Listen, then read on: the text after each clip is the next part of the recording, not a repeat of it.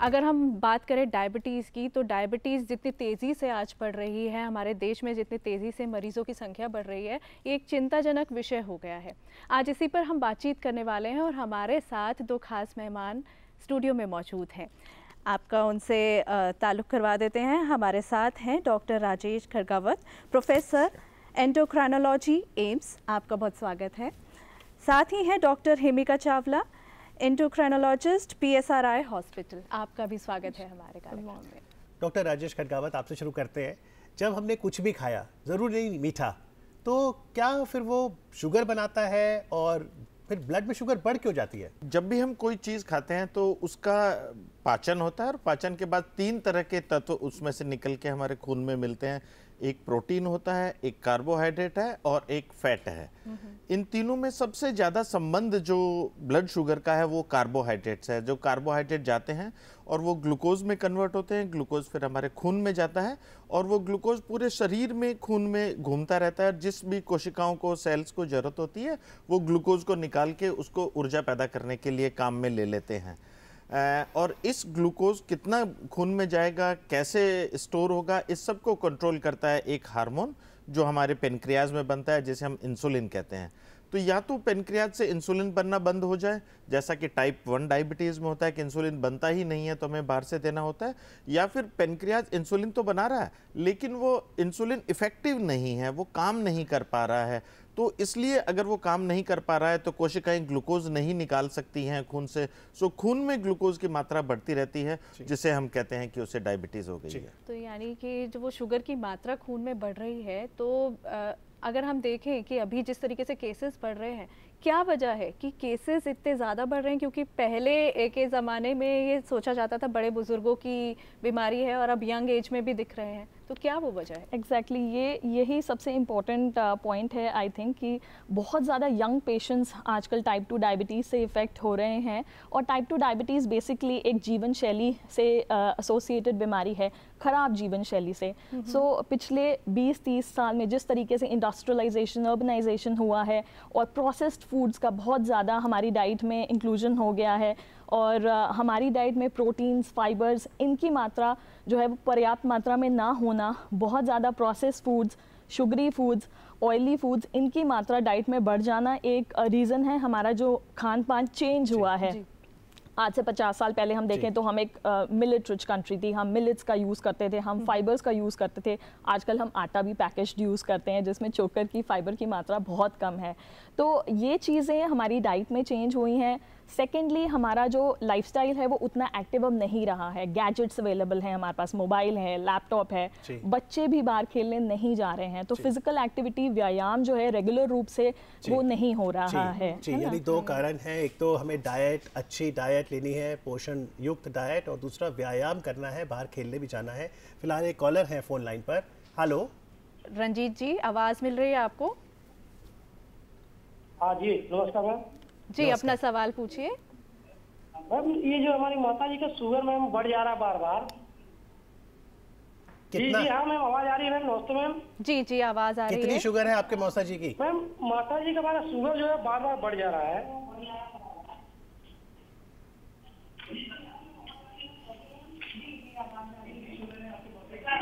Urgent में sugar है, fasting 263 और पीपी है सर 285।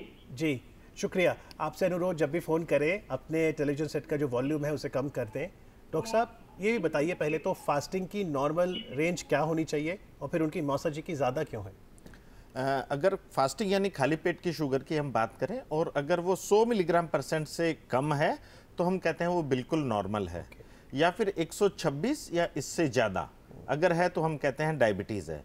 सो एक कैटेगरी बचती है बीच में जिसमें 100 से लेके 125 तक होता है, उसको हम कहते हैं इम्पेयर्ड फास्टिंग है, यानी कि प्री डायबिटीज़ है। ये वो लोग हैं जिनको अगर उन्होंने लाइफस्टाइल में चेंज नहीं किया तो उनको डायबिटीज़ होने की संभावना बहुत ज़्यादा है। अब इनके मौसा जी की बात करें कि ये कह रहे थे कि फास्टिंग 263 है, 263 फास्टिंग बहुत ज़्यादा है और हो सकता है कि कोई इलाज चल रहा है या नहीं चल रहा है। साथ में हमें ये भी देखना पड़ेगा कि फास्टिंग इतनी ज़्यादा है तो हो सकता है शरीर में कोई इन्फेक्शन हो, वो भी हमें रूल आउट करना पड़ेगा और उसके बाद हमें सही दवाई देनी पड़ेगी। अगर वो टैबलेट्स नहीं ले रहे हैं तो पहले हमें टैबलेट से ट्राई कर सकते हैं, और अगर टैबलेट्स ले रहे हैं तो उस स्थिति में संभव है कि कुछ टाइम के लिए हम इंसुलिन देके शुगर कंट्रोल करके, अगर उनका लाइफस्टाइल इंप्रूव होता है तो हम वापस टैबलेट पे भी आ सकते हैं। सो उन्हें सलाह है कि आप नज़दीक के अपने फिजिशियन से एक बार दिखा लें, बात कर लें, कंसल्ट कर लें, जिनको अब रेगुलरली दिखा रहे हैं, और उसके बाद हम आगे जी। लेकिन जो ब्लड शुगर लेवल्स हैं हम सब नोट करें, फास्टिंग में 100 से नीचे, जैसे डॉक्टर साहब ने कहा नॉर्मल है, 100 से 125 प्री डायबिटिक, जिन्हें लाइफस्टाइल और अच्छा करना पड़ेगा, नियंत्रित करना पड़ेगा, 126 से ऊपर है तो डायबिटीज़। पहले कॉलर ने पीपी की भी बात की थी, तो ये पीपी क्या है और इसके ब्लड शुगर लेवल्स क्या होने चाहिए?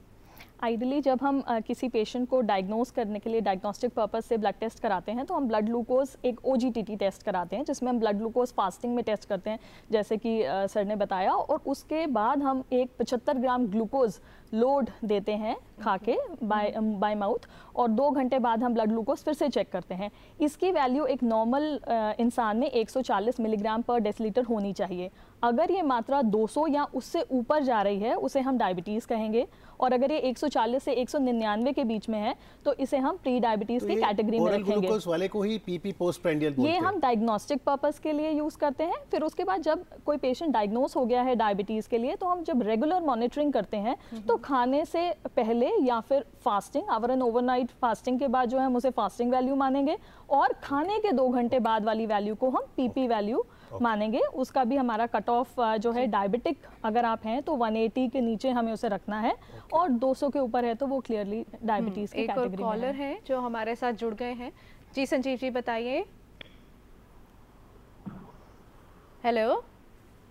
हेलो जी बताइए।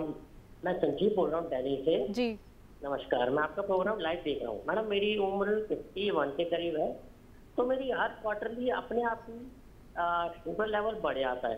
नॉर्मली 140 आता है, पर कभी कभार अपने आप ही 180 फास्टिंग रह जाता है। मैं वैसे मॉर्निंग वॉक करता हूँ और मतलब मेडिसिन वगैरह ले रहा हूँ, लेकिन वो एकदम ड्रास्टिक अपग्रेड नहीं हो जाती। मेरा क्वेश्चन ये था संजीव जी, आप मेरे को फील, और जब बढ़ती है तो मेरे को कोई फीलिंग नहीं आती, ना मेरा स्वेटिंग होती है, ना मेरा मुंह मीठा होता है, ना मुझे थकावट होती है। वो जब डॉक्टर चेक करते हैं, रिपोर्ट आती तो पता चलता है। वो तो डॉक्टर कहते हैं आपका इतना बड़ा ऐसे आया, तो मैं समझ नहीं पाता, पर मेरे को ऐसा कोई इम्पैक्ट नहीं आता। ऐसा क्यों? जी शुक्रिया Sanjeev ji. Doctor Himika, I think इन्होंने 2 बहुत ही इम्पॉर्टेंट पॉइंट्स बोले हैं जिन्हें हमें डिस्कस करना चाहिए। एक तो ये कि सिम्टम्स नहीं आते, यही प्रॉब्लम है इस बीमारी की। 50% से भी ज़्यादा लोगों को सिम्टम्स नहीं आते, इसीलिए ज़रूरी है कि हम रेगुलर स्क्रीनिंग करें उन लोगों की जो हाई रिस्क पे हैं डायबिटीज़ के, जो लोग ओवरवेट हैं, एज जिनकी 40 से ज़्यादा है, महिलाएं जिनको जेस्टेशनल या प्रेगनेंसी में डायबिटीज़ हो चुका है, पॉलीसिस्टिक ओवेरियन डिजीज़ है, जिनकी फैमिली हिस्ट्री है डायबिटीज़ की।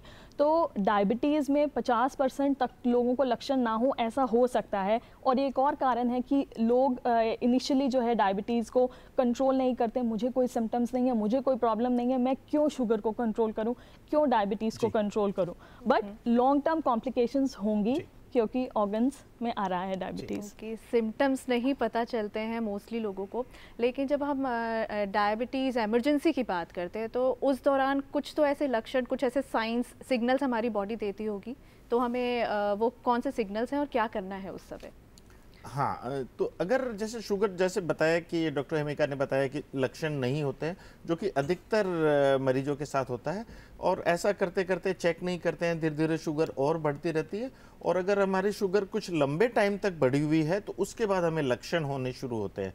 तो वो क्या लक्षण है जिसको देख के हम कह सकते हैं? सो लक्षण होने का मतलब है कि आपको कुछ लंबे टाइम से डायबिटीज़ है, कम टाइम से नहीं हो सकता है, साल 2 साल से आपको डायबिटीज़ है, आपकी लगातार शुगर बढ़ी हुई चल रही है।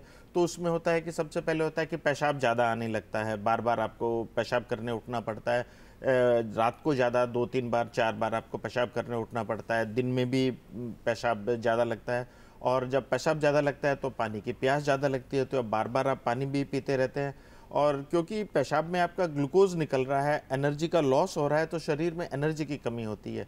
सो ऐसी स्थिति में आपको भूख ज़्यादा लगती है, लेकिन जो कैलोरीज हैं, जो एनर्जी है, ग्लूकोज है, वो पेशाब में निकल रहा है, काम में नहीं आ रहा है, तो आपका वजन भी कम होने लगता है। कहीं पे आपको चोट लग गई, ग्लूकोज अगर ज़्यादा है तो उसे इन्फेक्शन जल्दी हो जाता है, घाव उसमें जल्दी से नहीं बढ़ता है। और उसके अलावा थकावट, कमजोरी, चिड़चिड़ापन, जैसे हम कहते हैं क्वालिटी ऑफ लाइफ खराब हो गई है, सब कुछ, कोई भी तकलीफ नहीं है लेकिन अच्छा नहीं लग रहा है, काम नहीं कर पा रहे हैं, वजन कम हो रहा है, एक ही चीज़ पे कंसंट्रेट नहीं कर पा रहे हैं। सो ये कुछ लक्षण हैं जिसमें शुगर अगर लगातार बढ़ी हुई रहे तो इसमें इस तरह के लक्षण होते हैं। लेकिन मैं फिर दोहराना चाहूँगा कि अधिकतर पेशेंट में डायबिटीज़ के बढ़ी हुई शुगर के लक्षण नहीं होते हैं। जी बिल्कुल। पटना चलते हैं, अखिलेश जी हैं फोन लाइन पर। हेलो जी अपना सवाल पूछिए। सर एक्चुअली मेरा एज जो है 35 है और मेरा वेट आपको 85 है। मैं ओवर वेट चल रहा हूँ सर। जी डॉक्टर ओवर वेट है सर, और मैं चाहता हूँ क्या क्या जरूरी टेस्ट है जो गुजरना चाहिए मुझे। मैं रूरल एरिया में रहता हूँ फिलहाल, गांव में ही, अच्छे खासे लाइफ स्टाइल में हूँ, नॉर्मल, ज्यादा बाहरी फूड नहीं, जंक फूड नहीं, फिर भी मैं चाहता हूँ सर वेट लॉस करूँ, और क्या प्रॉपर टेस्ट मुझे करवाने होंगे वो थोड़ा गाइड कर दीजिए डॉक्टर साहब। आई थिंक बहुत ही इंपॉर्टेंट प्रॉब्लम, मोटापा जो है बहुत तेज़ी से बढ़ रहा है हमारे देश में। कारण सिमिलर है, गलत खान पान, अनियमित खाना और लैक ऑफ एक्सरसाइज, और मेन ड्राइवर जिसे हम कहें डायबिटीज़ का जो है मोटापा ही है। एक रफ आइडिया जो हम ले सकते हैं कि जितना आपका हाइट है उसमें से अगर हम 100 माइनस कर लें तो वो हमारा करीब आइडियल वेट होना चाहिए। जैसे अगर हमारी हाइट 165 सेंटीमीटर्स है तो हमारा वेट करीब 65 होना चाहिए। तो एक रफ आइडिया हमें लगेगा कि इससे ज़्यादा अगर हमारा वज़न है तो वो ज़्यादा है। अगेन इसको मैनेज कैसे करें, जैसे इन्होंने पूछा, ऑफ कोर्स मोटापा है तो हमें डायबिटीज़ के लिए, कोलेस्ट्रॉल हाई तो नहीं है इसके लिए, हाइपरटेंशन के लिए, इन सारी चीज़ों के लिए अपने आप को डॉक्टर के पास जाके चेक करवाना चाहिए। और मोटापे को मैनेज करने के लिए अपने खाने पीने को रेगुलेट करना, खाने में प्रोटीन्स, फाइबर्स की मात्रा को इंक्लूड करना। हम जैसे देखते हैं डिफरेंट रीजन्स जो हैं हमारे कंट्री में, हमारी खाने की जो थाली है 70% उसमें कार्बोहाइड्रेट है, जो कि आई थिंक हमें चेंज करना है। उसकी मात्रा हमें करीब 50% तक लानी है, और प्रोटीन और हेल्दी फैट्स जो हैं वो अपनी डाइट में बढ़ाने हैं। रेगुलर एक्सरसाइज एटलीस्ट आधा घंटा अपनी रूटीन से रोज़ निकालिए, एक मॉडरेट इंटेंसिटी का वर्कआउट करने के लिए। जी डॉक्टर, कुछ लोग जो ज़्यादा हेल्थ कॉन्शियस होते हैं वो अक्सर अपनी ज़िंदगी से शुगर को आउट कर देते हैं, तो क्या ये सही है कि शुगर को बिल्कुल ही कट आउट कर देना? ऐसा नहीं है कि अगर हम शुगर बिल्कुल कट ऑफ कर देंगे तो हम डायबिटीज़ से बच जाएंगे, ऐसा बिल्कुल नहीं है। हमें ज़्यादातर अगर हम देखें तो शुगर की बीमारी में फ़ैट भी एक बहुत इम्पोर्टेंट चीज़ है। खाने में फ़ैट यानी तेल, वसा, घी, तेल हम कितना काम में लेते हैं वो भी एक बहुत ज़रूरी है। और जैसा हम वज़न कम करने की बात कर रहे थे तो उसके लिए ज़रूरी है कि हमें फ़ैट कम करना है, घी तेल कम करना है, तली हुई चीज़ें कम करनी है। शुगर का प्रयोग कम करने से हमें डायबिटीज़ नहीं होगी ऐसा बहुत सत्य नहीं है। लेकिन अगर हमको डायबिटीज़ हो गई है तो उसके बाद हमें जो मीठेपन की आप बात कर रहे हैं, शुगर ऐड करना है चाय दूध में, वो हम नहीं करें तो अच्छा होगा, उससे शुगर कंट्रोल करने में मदद मिलती है। जी, लेकिन जब डॉक्टर कहते हैं कि आपको डायबिटीज़ है और इंसुलिन लगेगी तो बड़ी घबराहट होती है। एक, क्या इंसुलिन से घबराएं? दूसरा, इंसुलिन सिरिंज बेटर है कि इंसुलिन पेन?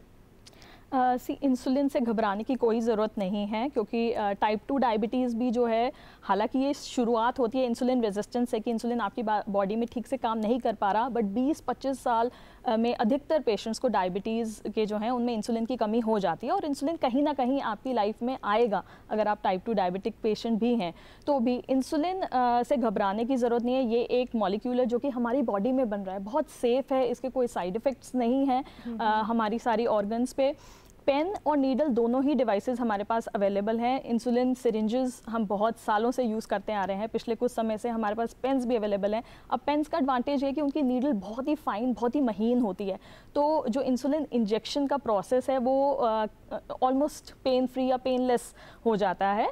बट सिरिंजेस और इंसुलिन पेन में इंसुलिन डिलीवरी जो है उसमें कोई चेंज नहीं होती। ब्लड ग्लूकोज आप सिरिंज से भी उतना ही कंट्रोल कर सकते हैं जितना पेन से। पेन आपको कन्वीनियंस देता है, आपके एक्सपीरियंस को पेन फ्री बनाता है, और थोड़ा सा जो है हम देखते हैं कि पेशेंट्स का जो एडहेरेंस रेट है या फिर उसको जो है फॉलो करने का रेट है वो बढ़ जाता है, क्योंकि थोड़ा सा कन्वीनियंस डेफिनेटली ऐड करता है। डॉक्टर खडगावत, इंसुलिन पेन क्योंकि महंगा आता है 1000-1500 का, एक बार यूज कर लिया पूरी यूनिट्स, क्या रिफिल हो सकता है? दूसरा, वो जो इंजेक्ट करना है कहाँ करें, नाभि पर या नाभि के आसपास, कहाँ करें कहाँ ना करें?